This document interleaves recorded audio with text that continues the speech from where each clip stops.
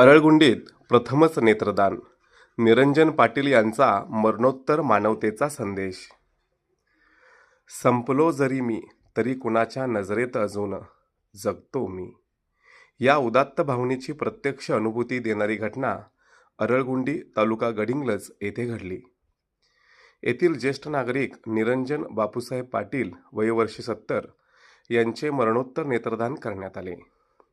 हृदयविकाराच्या धक्क्याने बुधवार दिनांक 18 फेब्रुवारी 2026 रोजी त्यांचे निधन झाले होते। अरळगुंडी गावातील हे पहिलेच नेत्रदान ठरले। या गावात सामाजिक जाणीव आणि मानवतेची संदेश देणारी ही घटना मानली जात आहे। मृत्यूनंतर काही तासापर्यंत डोळ्याचे कार्यक्षम अस्तित्व टिकून राहते आणि त्या नेत्रांमुळे अंधत्व आलेल्या व्यक्तींना पुन्हा जग पाहण्याची संधी मिळू शकते। ही जाणीव या उपक्रमातून अधोरेखित झाली।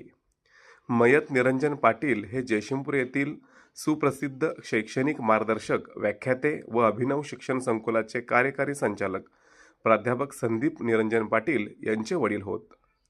त्यांच्या पश्चात पत्नी, 2 मुले, नातवंडे असा परिवार आहे। गावातून स्वयंस्फूर्तीने होत असलेल्या अशा नेत्रदानामुळे समाजात जागरूकता वाढत असून मरणानंतरही दुसऱ्यासाठी जगता येते हा मानवतेचा संदेश अधिक दृढ होत असल्याची भावना व्यक्त होत आहे।